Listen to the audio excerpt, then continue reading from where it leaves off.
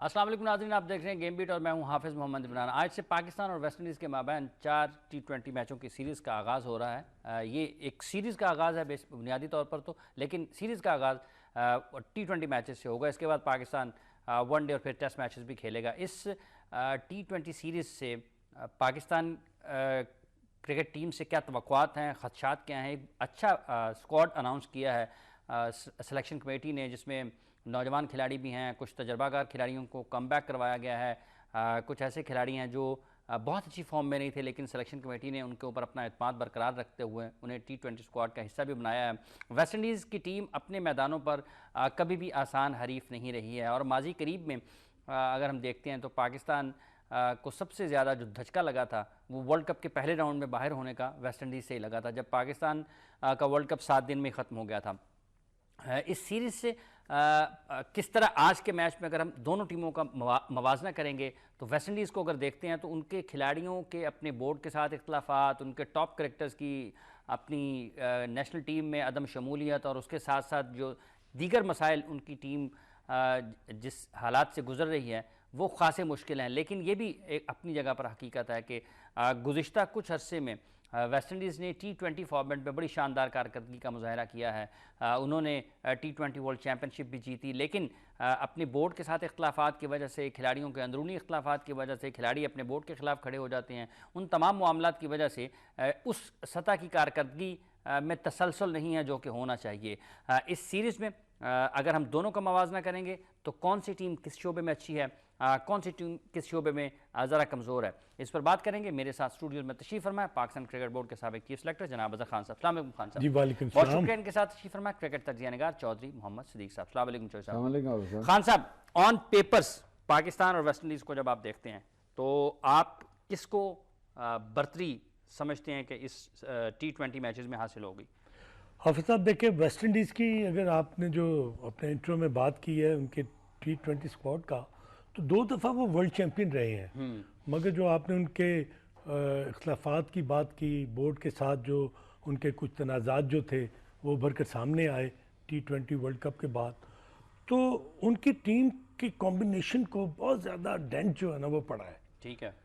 अब Chris Gayle जो है वो टीम में शामिल नहीं है, उनके ड्वेन ब्रावो जो हैं वो नहीं हैं, आंद्रे रसल जो हैं वो डूब टेस्ट की वजह से आपको पता है हाँ, 1 साल की बैन उनको है। पाबंदी लगी हुई है, और डैरन समी जो उनके 2 दफ़ा कैप्टन है, वर्ल्ड चैम्पियन है, वो टीम में कहीं आपको नज़र नहीं आ रहे। तो जो मुश्किलात हैं, तनाज़ात हैं, और जो बहुत ही एक गमगीन सिचुएशन हमें नज़र आ रही है वेस्ट इंडीज़ की, बोर्ड की और प्लेयर्स की, उसमें एक हमें थोड़ी सी एक सिल्वर लाइनिंग नज़र आ रही है। वो क्या है? वो स्टुअर्ट लॉ उनके हेड कोच हाल ही में बने हैं। ठीक है। उसके साथ उनके बोर्ड में चेंजेस आई हैं, जिसमें जिमी एडम्स जो है उनके डायरेक्टर क्रिकेट ऑपरेशन बने हैं। तो अब उनके लिए ना पाकिस्तान की ये सीरीज़ बड़ी अहमियत की हामिल है, नॉट बिकॉज कि ये T20 है या वनडे है या टेस्ट मैचेस है, एक रेपुटेशन एट स्टेक है, एक प्रेस्टीज है। अब देखें कि होम क्रिकेट खेल रहे हैं। होम क्रिकेट खेल रहे हैं, और फिर जो आने वाली अभी चैंपियंस ट्रॉफी है उसमें आपको वेस्ट इंडीज़ की टीम नज़र नहीं आएगी, क्योंकि they have not been qualified to play top 8। हाँ, टॉप 8। तो ये सारी चीज़ें जो है ना वेस्ट इंडीज़ की क्रिकेट को डेंट कर रही हैं। तो अब ये जो पाकिस्तान की जो सीरीज़ है उनके लिए एक ब्लेसिंग डिस्गाइज भी है, और कुछ प्लेयर्स वो वापस भी लेकर आए हैं। तो उससे वो अपने टीम कॉम्बिनेशन को और स्ट्रॉन्ग करना चाह रहे हैं, अपने उन प्लेयर्स को दोबारा एक रिस्पेक्ट देना चाह रहे हैं। अब जब जिमी एडम्स और स्टुअर्ट लॉ मिलकर जब टीम को खड़ा होने की पोजीशन में लेकर आएंगे, प्लेयर्स जो है उनको रिस्पेक्ट मिलेगी, प्लेयर्स जो ये समझेंगे कि वेस्ट इंडीज़ की टीम को, क्रिकेट बोर्ड को उनकी ज़रूरत है, तो आई थिंक कि वो भी 100% अपनी टीम के लिए परफॉर्म करने की बहुत तनदेही और कोशिश करेंगे। ठीक है। तो मैं समझता हूँ कि मतलब आपके ख्याल में ये सिर्फ T20 मैचेस नहीं, ये सीरीज एक वेस्ट इंडियन क्रिकेट की साख के लिए बड़ी अहमियत की हामिल है। देखें अभी हाल ही में उन्होंने 3 मैचेस खेले इंग्लैंड के खिलाफ, हालांकि 2 मैचेस बड़ी अच्छी फाइट दी, मगर ये 3-0 एक वाइट वॉश किया इंग्लैंड ने। मगर उनको अपनी कमजोरियों का, अपने प्लस पॉइंट्स का, अपनी टीम ला का के और उनके जो एडमिनिस्ट्रेटिव डिसीजंस हैं, आपको लगता है कि उससे भी फर्क पड़ेगा? बहुत फर्क पड़ेगा हाफिज साहब। कैसे? इसलिए कि जिमी एडम जो है ना, he has got a huge experience of working with different counties in England also. ठीक है। तो उनको जब लाया गया है तो आखिर उन्होंने बैठकर बात तो अपने बोर्ड से की होगी कि देखें हमारे पास वो टैलेंट मौजूद नहीं है जिसको हम नर्चर करके तो दुनिया को या हम जीत सकते हैं। शॉर्टर फॉर्मेट में तो उनके पास टैलेंट सामने आता है। नहीं, शॉर्टर फॉर्मेट में अब देखें पाकिस्तान में जब वो होम सीरीज खेलने के लिए आए तो वो वर्ल्ड चैंपियन थे ना, तो पाकिस्तान ने बड़ी कन्विंसिंगली ओवरवेलमिंग मेजॉरिटी के साथ ना उन्होंने ये तीनों मैचेस जीते। तो आई थिंक कि यहाँ पर अगर हम देखते हैं तो वो ये चीज़ कैरी कर रहे हैं कि जब तक हम एक्सपीरियंस्ड एंड यूथ जब इन दोनों को मिक्स एंड मैच नहीं करेंगे, we won't be able to succeed at that level. ठीक है। और एक वो पैगाम देना चाह रहे हैं तमाम प्लेयर्स को। इवन कि आप देखें कि डैरन सैमी ने इस सीरीज से पहले अपने आप को प्रेजेंट किया है कि he is available to play the shorter format of this series T20 और वनडे, क्योंकि वो टेस्ट मैचेस के लिए रिटायर हो चुके हैं। तो आई थिंक एक जो तनाज़ात से भरी हुई एक टीम थी उसको वो जोड़ने की कोशिश कर रहे हैं।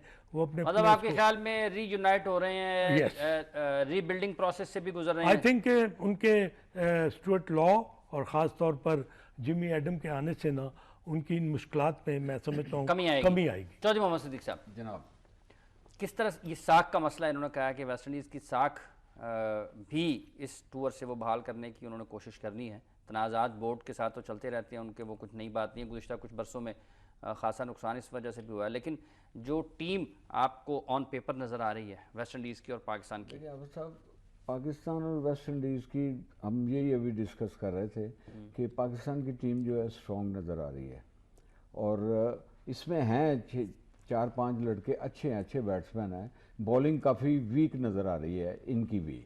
लेकिन एक चीज़ को नहीं भूलना चाहिए कि वेस्ट इंडीज़ जो है ये क्रिकेट जो है वो मज़हब का दर्जा देते हैं इसको।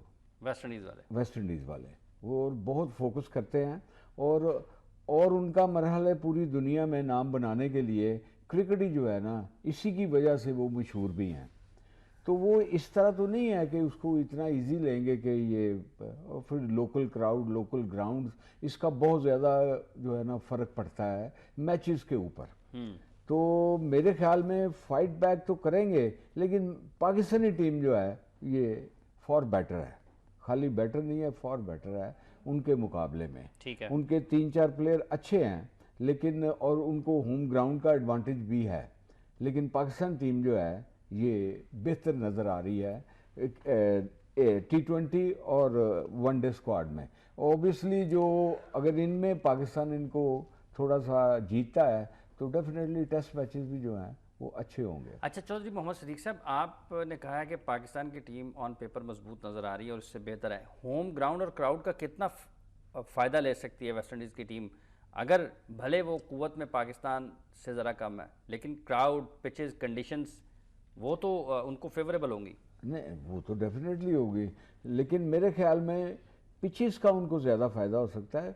क्राउड तो देखें, अगर आप जीत रहे हैं तो क्राउड आपके साथ भी हो जाता है, ये कोई ऐसी मसला नहीं है। और क्राउड के गाली निकालने से या छिलके फेंकने से कोई ये नहीं होता, आपकी परफॉर्मेंस जो है उसमें फ़र्क आता है। ज़हनी तौर पे आप थोड़ा सा अपसेट ज़रूर होते हैं, लेकिन ये नहीं होता कि आप अपनी विकेट थ्रो करके आ जाते हैं। ठीक है। तो क्राउड का इतना नहीं, पिचेस का फ़र्क ज़रूर पड़ेगा, क्योंकि हमारे लड़के बिल्कुल नए गए हैं और इनमें कई ऐसे हैं जिन्होंने वेस्ट इंडीज़ में कभी मेरा हाल है कम क्रिकेट खेली है या बिल्कुल नहीं खेली। ठीक है। तो इसलिए इनकी भी सर्वाइवल है, जो नए लड़के गए हैं ये भी अपनी सर्वाइवल की जंगी जो है ना वो लड़ेंगे।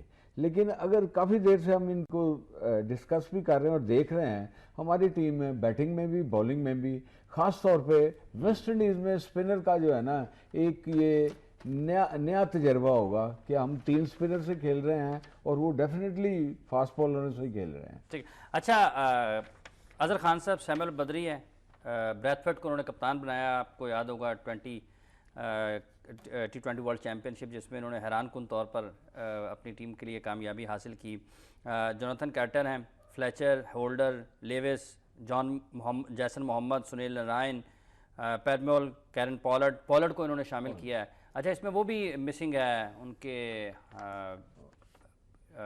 ब्रेवो जी, ड्वेन ब्रावो भी ही इज नॉट फिट नहीं है, फिट नहीं है वो, ठीक है।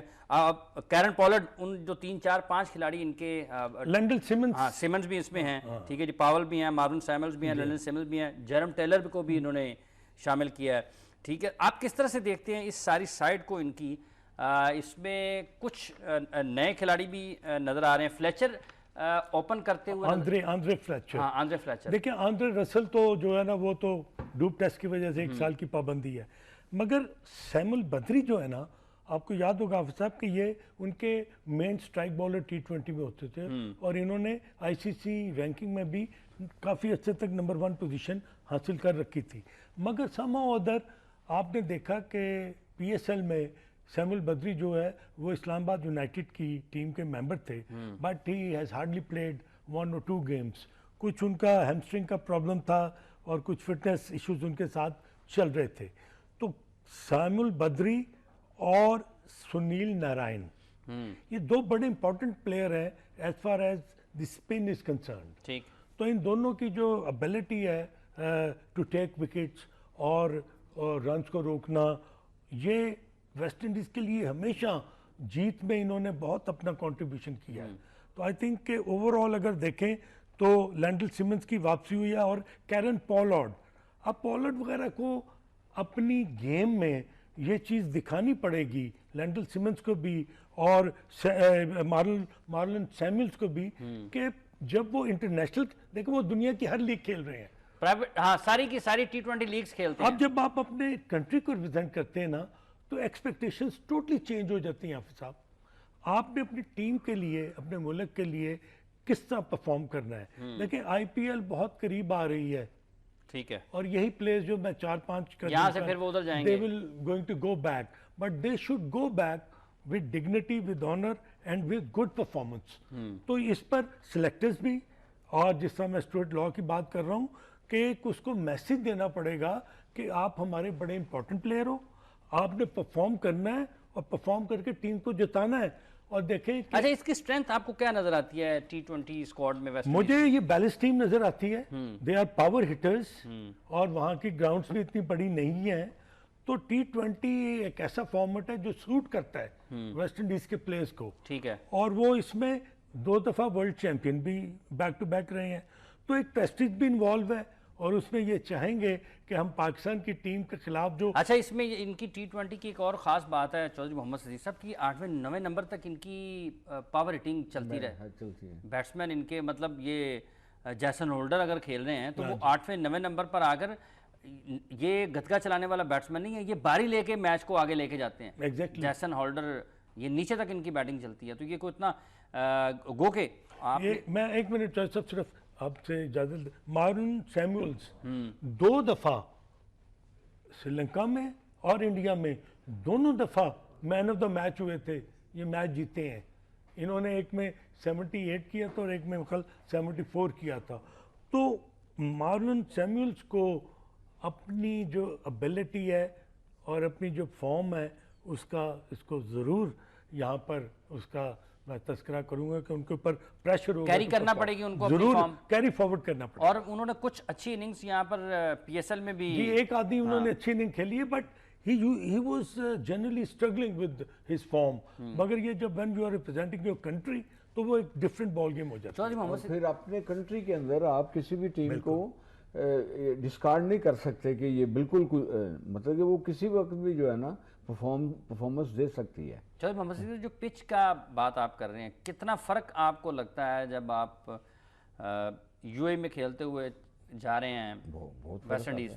क्या फ़र्क है? देखिए वो तो वहाँ के पैदाइशी हैं, वो तो अपनी, चाहे आप उनको दुनिया की किसी भी स्लो ट्रैक पे खिला दे, टर्निंग ट्रैक पे खिला दे, जब वो अपनी विकेट्स पे जाएंगे ऑटोमेटिकली 1 2 4 सेशन के बाद वो जो है ना उनका फुटवर्क जो है ना वो सही मीट आना करना चाहिए। शुरू कर देंगे। हाँ जी, मीट करना शुरू कर रहा है। बाहर के लिए जो है, हमारे लड़कों के लिए ये अब डिपेंड करता है कि ये किस तरह इसको कॉप करते हैं। अभी तो 2 दिन की इन्होंने प्रैक्टिस किया है, उसके बाद कल ये मैच शुरू हो जाना है। और मैच में, और ये ज़रूरी नहीं होता कि जो प्लेयर जो है आपके कज़ाफी स्टेडियम में स्कोर करता है वो डेफिनेटली उधर जाके जमैका में भी करेगा।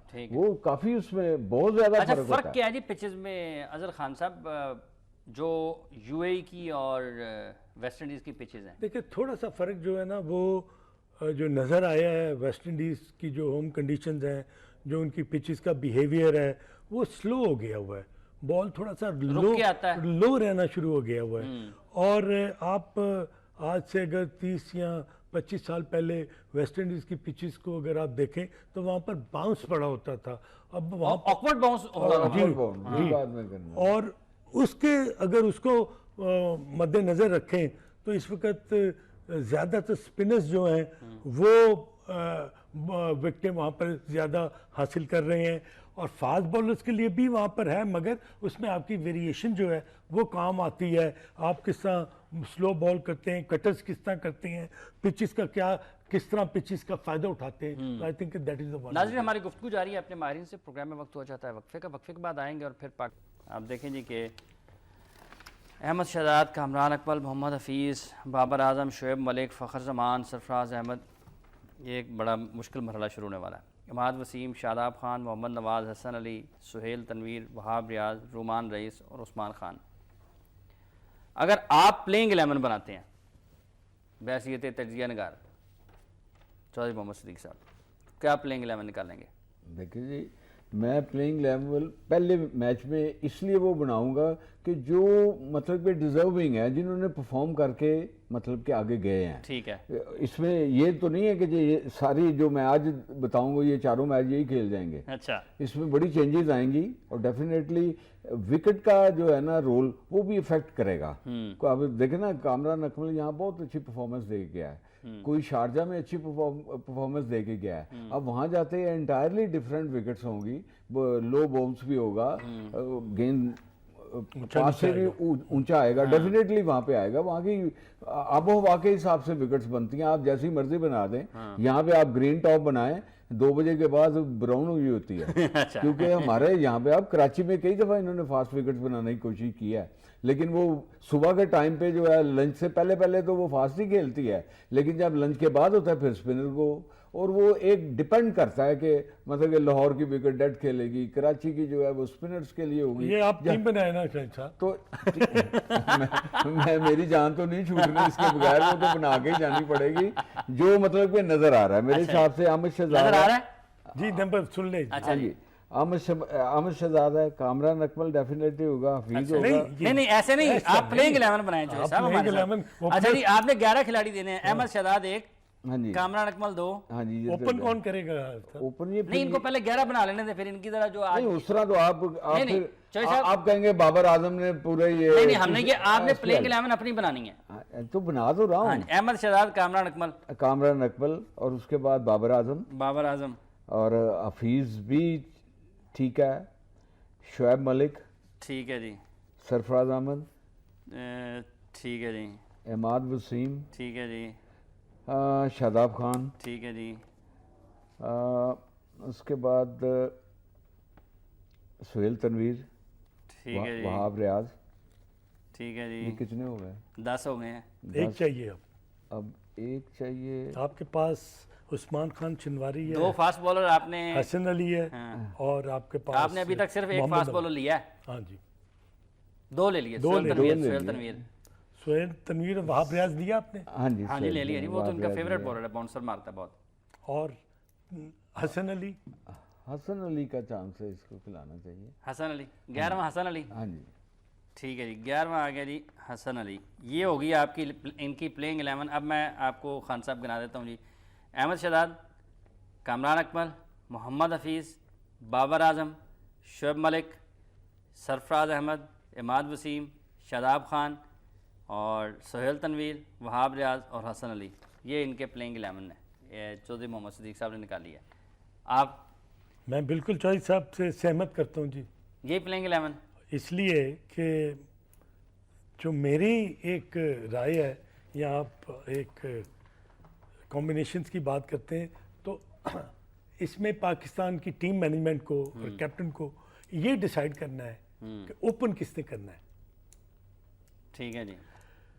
अहमद शहजाद और कामरान अकमल अगर ओपन करते हैं तो इसका ये मतलब है कि Babar Azam will play at number 3 ठीक Yeah. और Mohammad Hafeez will come back at number 4, ठीक शुएब मलिक नंबर 5, ठीक है। नंबर 6 आपका सरफराज अहमद फिर इमाद, और नंबर 7 अमाद, आठ फिर में पे शादाब शादाब, खान हाँ। और फिर आपके 3 bowler fast bowler Mohammad Hasan Ali, Wahab Riaz and Sohail Tanvir. ठीक है। अब आप देखें कि इसमें जो मोहम्मद हफीज का रोल है वो मिडिल ऑर्डर का और शुएब मलिक का मिडिल ऑर्डर का आ गया है। ठीक है। मोहम्मद हफीज और शुएब मलिक का किरदार मिडिल ऑर्डर बैट्समैन का है, क्योंकि अप फ्रंट जो है वो आपके अहमद शहजाद और कामरान अकमल और आप बाबर ओपन के साथ आजम। जाएंगे, ओपनिंग करवाएंगे अहमद शहजाद और कामरान अकमल को। चौधरी साहब आप नहीं जी, अहमद शहजाद और कामरान अकमल। बिल्कुल। अच्छा, कराची चक्कर लगाते हैं, बहुत अरसा हो गया आपकी भी बात नहीं हुई। हमें टेलीफोन लाइन पर ज्वाइन किया है आपके दोस्त शुएब हबीब साहब ने, क्रिकेट एक्सपर्ट, साबिक फर्स्ट क्लास क्रिकेटर जनाब शुएब हबीब साहब। अस्सलाम वालेकुम जी। शुएब साहब आप तक आवाज़ आ रही है? हेलो, अस्सलाम वालेकुम, आवाज आ रही है? जी शुएब भाई, खैरियत से हैं आप?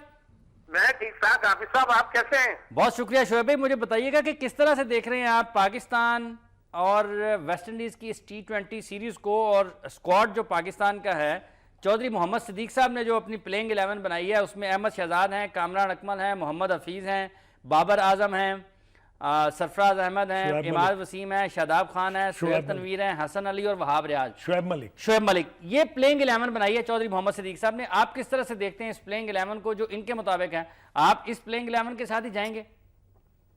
यार हाफिज, ये जो आपके पैनल में कौन अभी प्रोग्राम में कौन कौन बैठे हैं उनको तो पहले मेरा सलाम। ठीक है जी। मेरा भी दे दो। अच्छा, दूसरी चीज ये जो टीम बनाई है मेरे ख्याल में बेस्ट पॉसिबल टीम यही थी। अच्छा, कमाल जिस हो गया। हिसाब से आपने अभी बैटिंग ऑर्डर बताए, ऑलमोस्ट मेरे ख्याल से बैटिंग ऑर्डर भी यही होंगे। अहमद शहजाद ओपनर हो गया, कामरान अकमल हो गया, वन डाउन हफीज हो जाएगा या वो हो जाएगा बाबर आजम हो बाबर जाएगा, आजम। मतलब इन्हीं में से वन डाउन। हाँ, वैसे अगर हफीज को खिलाएं तो ये ओपन खिलाएं, अदरवाइज मिडिल ऑर्डर बेकार है। अच्छा, 4 ये नंबर हो गया, फिर 5 शुएब मलिक हो जाएगा। ठीक है। हाँ, सरफराज है, फिर मतलब उस हिसाब से अपना ये चेंज कर लेंगे शुएब भाई, मेरे ख्याल में। शुएब भाई अजहर खान बोल रहा हूँ। अस्सलाम वालेकुम। कौन बोल रहे हैं? अजहर खान हाँ खान साहब, अस्सलाम वालेकुम, कैसे हैं जनाब, आप? कैसे आप हजूर? ठीक ठाक, खैरियत से हैं? बहुत बहुत अच्छे, बहुत आपकी दुआएं। आप बताएं। शुएब भाई, आपके तजर्बे से फायदा उठाते हुए मैं सवाल करना चाह रहा हूँ कि मोहम्मद हफीज को अगर आप अप फ्रंट लाते हैं तो देखें पूरे PSL में बाबर आजम ने कराची किंग्स के लिए ओपन की ठीक ठीक ठीक। और वो एक बहुत ही अच्छा प्रोडक्ट और एक बहुत ही अच्छा एक टॉप ऑर्डर बैट्समैन इवॉल्व होकर हमारे सामने आया। तो आप क्या समझते हैं कि हम बाबर आजम को फिर अपने बैटिंग ऑर्डर को चेंज करते हुए उसको नंबर 4 पर लेके आए और हफीज को नंबर 3 पर, और क्या शुएब मलिक नंबर 5 खेलेगा? क्या आप समझते हैं कि मोहम्मद हफीज नंबर 3 की बजाय नंबर अगर 4 आता है और बाबर आजम एक यंग प्लेयर है तो उसको नंबर 3 पर हम इस्तेमाल नहीं कर सकते? खान साहब, आपने जो बोला फिर वो है, अगर आप इसको वन डाउन खिलाना चाहते हैं तो वन डाउन भी कर सकता। मेरा सिर्फ इख्तिलाफ है हफीज पे जी। मेरा, अदरवाइज बाकी जितनी आपने बातें बोली हैं ये हो सकती हैं और पॉसिबल भी हैं। जी ये करने में मतलब कोई दो राय नहीं है।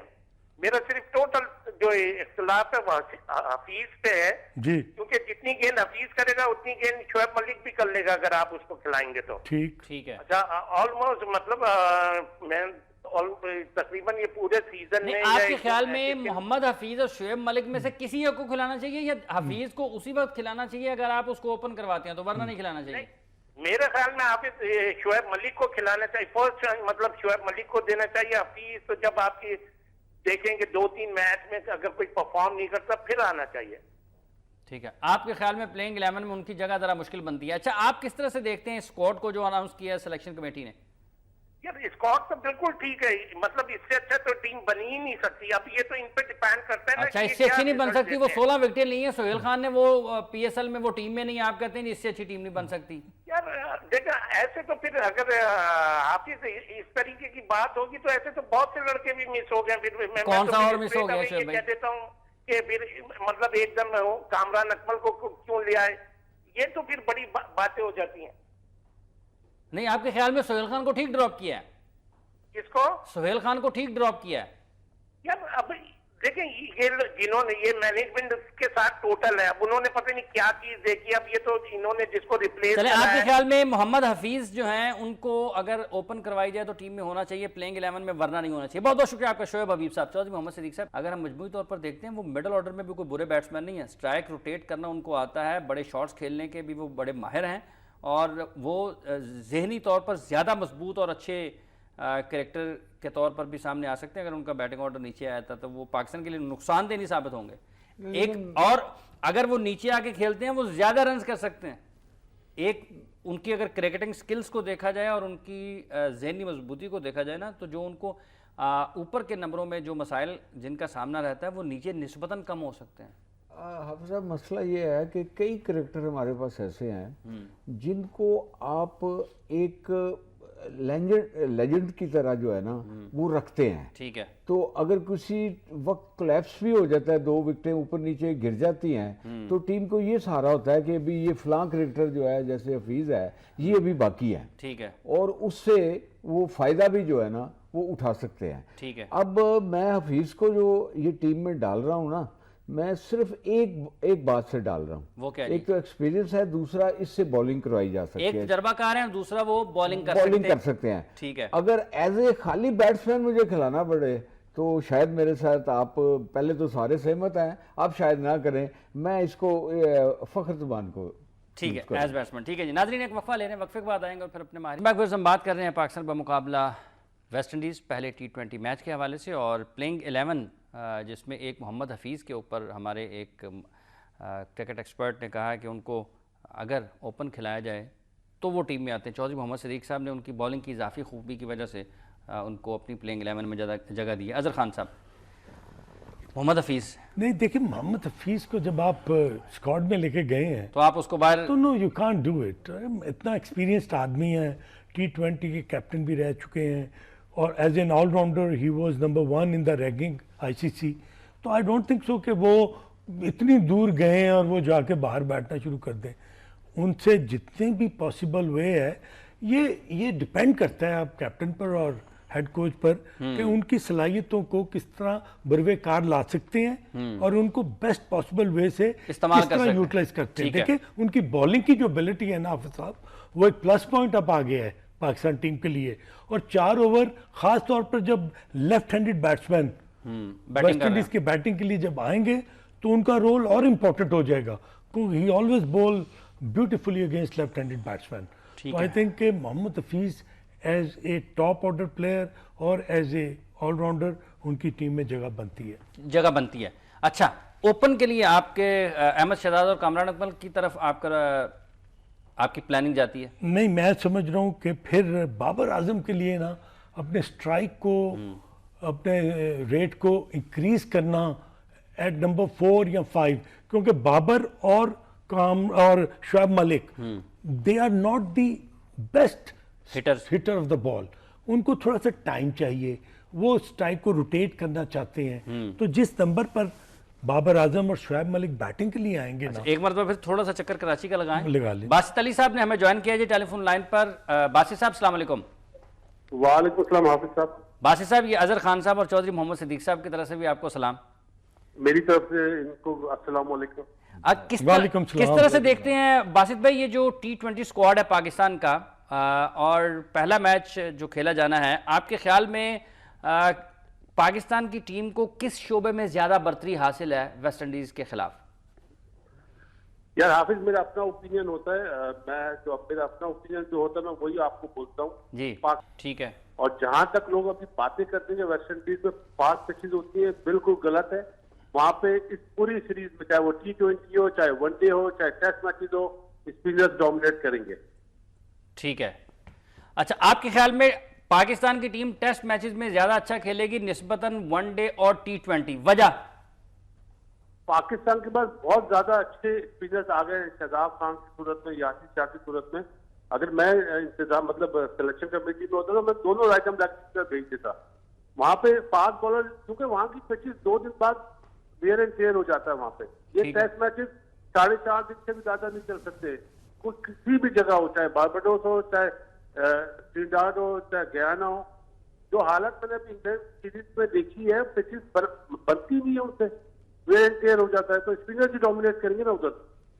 अच्छा नहीं, मेरा सवाल एक ये है कि आप ये जो वनडे और T20 है, इसमें पाकिस्तान क्यों अच्छा नहीं खेल पाएगा टेस्ट मैचेस और टेस्ट टीम के निस्बत?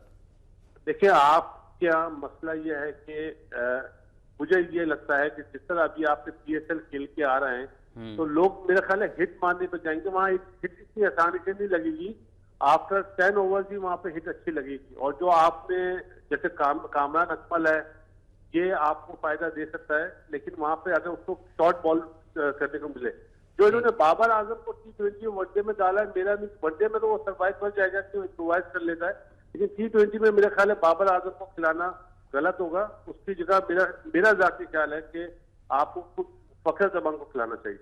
अच्छा, ये बाबर आजम कराची किंग्स की तरफ से बहुत अच्छा खेलते हुए दिखाई दिए PSL में, ये आपको लगता है जी अच्छा खेलते हुए नजर आए? हाँ जी, मैच जितवा दिया उन्होंने।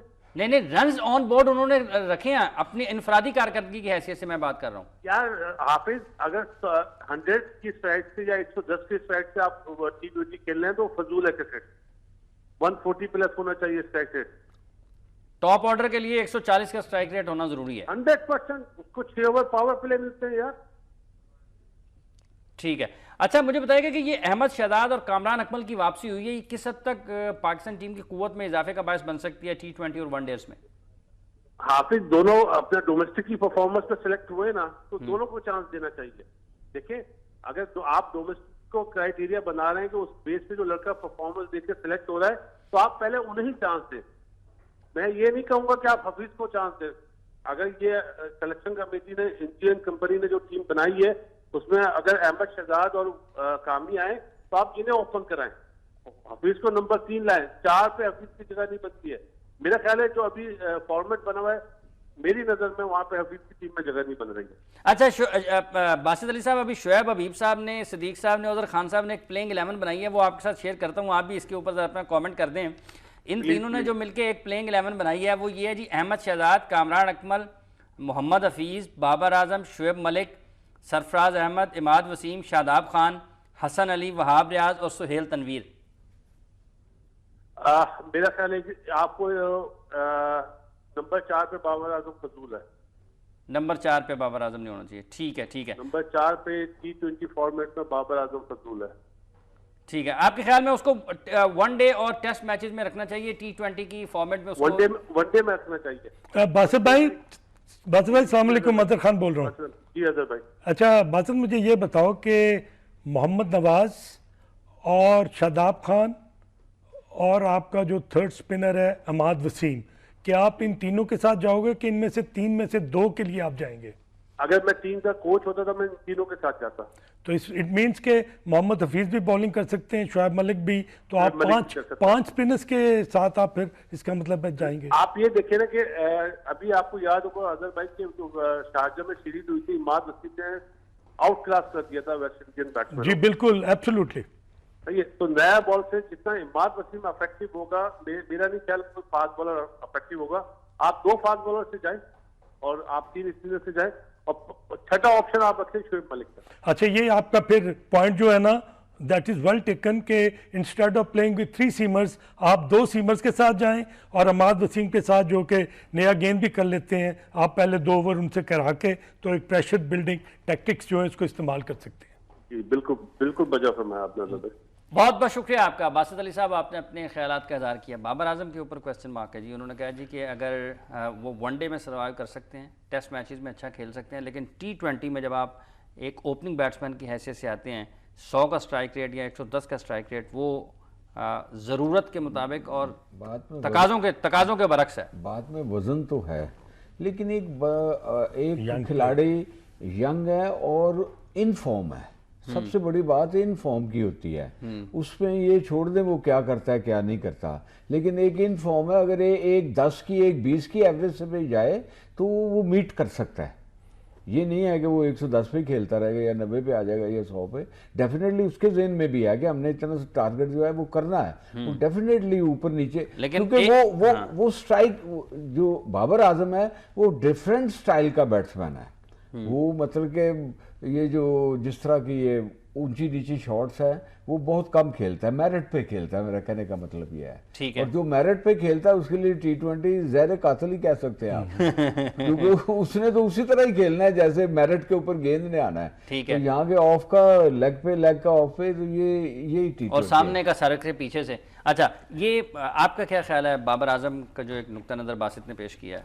बाबर आजम का नुक्ते नज़र में वजन बिल्कुल है बासित की बात में, वो इसलिए कि माइंड सेट की जो बात कर रहे हैं तो वो भी तो चेंज करना है। क्या आप बाबर आजम को कॉन्फिडेंस दे के, नहीं, माइंड सेट तो चेंज कर दिया है वो कलंदर्स ने, कलंदर्स ने चेंज कर दिया माइंड सेट। और जो ने और जो माइंड सेट मिकी आर्थर ने चेंज किया उसको भी लगभग साल होने वाला है। जी बिल्कुल। अब ये देखना है कि क्या टेलीफोन सेट ही तब्दील हुए हैं, mobile phone set, mind set नहीं तब्दील हो। क्यों जी चौधरी साहब ऐसे लगता है मेरा? आप तो ज्यादा बेहतर, पता नहीं, आप तो ज्यादा बेहतर बता रहे हैं। जहां तक बाबर आजम का ताल्लुक है तो एक खिलाड़ी जो है इस स्टेज पर एक इवॉल्व हो रहा है, जैसे चौधरी साहब ने बात की, तो जो बंदा इवॉल्व हो रहा है तो आप उससे क्या मैक्सिमम एक्सपेक्ट करते हैं कि वो एक मैच में अपने स्ट्राइक रेट को क्या इंक्रीज कर सकता है या नहीं कर सकता? क्या उसमें जो बार हिटिंग है वो क्या मौजूद है जो कि वो मॉडर्न क्रिकेट की रिक्वायरमेंट को वो पूरा नहीं कर सकता? तो हफ्ता साहब ऐसे मौक़ों पर आप अगर अपने यंग प्लेयर से कुछ और भी चीज़ें जो हैं वो एक्सेप्ट करें, उससे निकलवाएं, उसे कहें कि go and play fearless cricket. अगर वो 2-3 छक्के मारता है, 2-3 चौके मारता है, तो क्या वो इस चीज़ को कैरी ऑन करेगा फॉर फर्दर 3-4 गेम्स? ठीक है। तो बाबर आजम को मतलब आपके ख्याल में इन्वेस्ट किया जा सकता है और एक टास्क दिया जा सकता है कि अपने स्ट्राइक रेट को बढ़ाने के लिए काम करे। अगर वो नहीं करता, लेकिन अगर वो अपनी गेम जो असल गेम है उससे देखिए शुएब मलिक में भी तो ये प्रॉब्लम है ना कि वो भी बड़ी हिट मार सकता है, मगर Shoaib Malik need some time. तो मेरा जो पॉइंट था ना, ठीक है, आप के सवाल से कि बाबर आजम और शुएब मलिक जब इकट्ठे खेलेंगे तो they can become a little problem for Pakistan mindset, जो कि जिसकी रिक्वायरमेंट सिंगल डबल्स पे जाएंगे, स्कोरबोर्ड रोटेट होगा, बड़े शॉट्स की तरफ निकलेंगे। क्या हाफिज साहब 3 या 4 डॉट बॉल अगर आपके पड़ गए तो आपने 5वें पर चांस लेना ही लेना है। तो उसमें आप कितने कामयाब होते हैं, एक लक भी बहुत फैक्टर है उसमें, आपकी एबिलिटी कर पाते हैं या नहीं कर पाते, आपकी एबिलिटी भी है, आपकी स्ट्रेंथ भी है, आपको बॉल मिला कि नहीं मिला, अच्छे बॉल पर भी आपने हिट मारनी है, उसमें आउट होने का भी एहतमाल है। तो ये सारी चीजें जो है ना T20 की खूबसूरती इसी में है कि जहां डॉट बॉल पड़े, प्रेशर बिल्ट हुआ, आपको हिट मारनी है।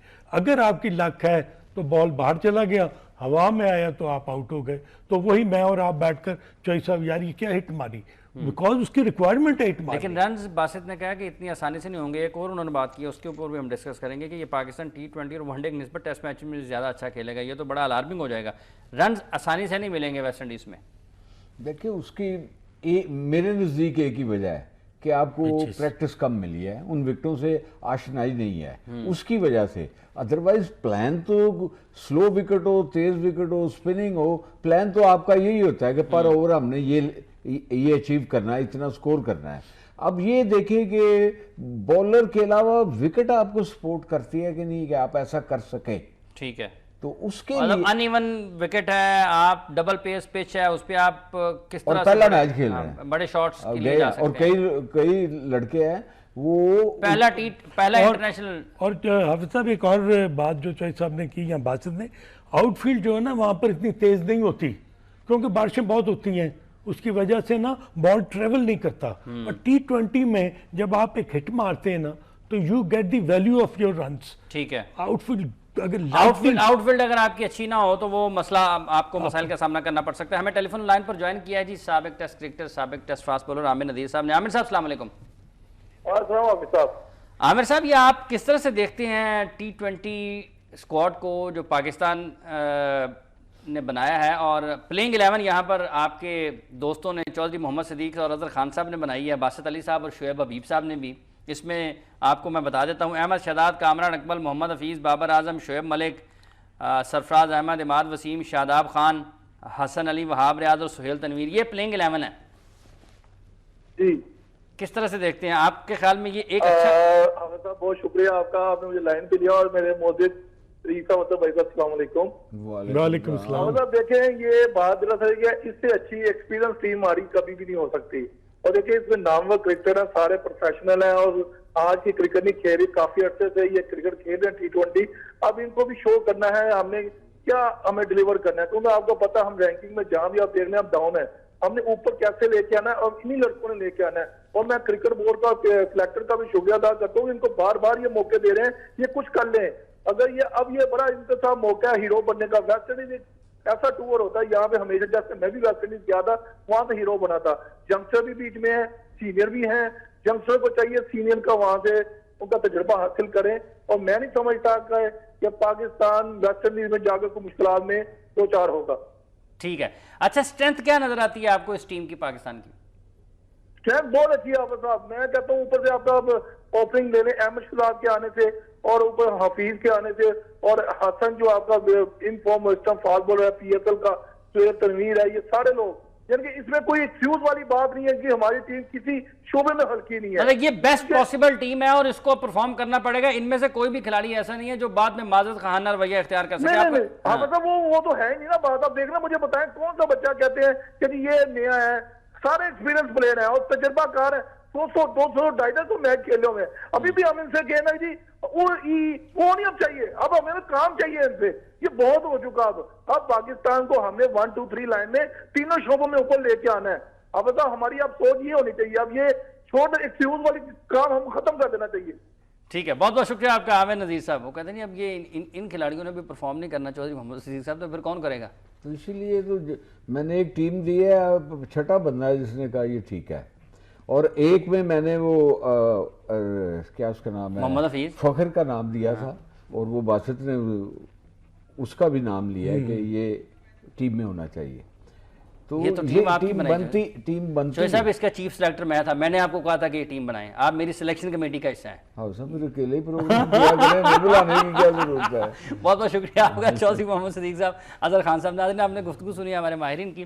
पाकिस्तान को इस टूर के ऊपर ये दोनों फॉर्मेट जो बिलखसूस T20 और वनडे हैं, इनमें बेहतर नताइज देने हैं। एक अच्छी टीम, नौजवानों को भी कोई माजत नहीं करनी चाहिए और सीनियर खिलाड़ियों को तो बिल्कुल ही नहीं करनी चाहिए, जिनको बार बार मौके भी दिए जा रहे हैं, कम बैक भी हो रहे हैं, और उनके ऊपर पाकिस्तान क्रिकेट बोर्ड की सिलेक्शन कमेटी इन्वेस्ट भी कर रही है। अब इनका काम है कि ये नताइज दें, सिर्फ बातें ना करें। मस्बत क्रिकेट कोई क्रिकेट नहीं होती, रिजल्ट ओरिएंटेड गेम होती है। आपको अच्छे नताइज देना होते हैं, आप प्रोफेशनल हैं और आपकी जिम्मेदारी है।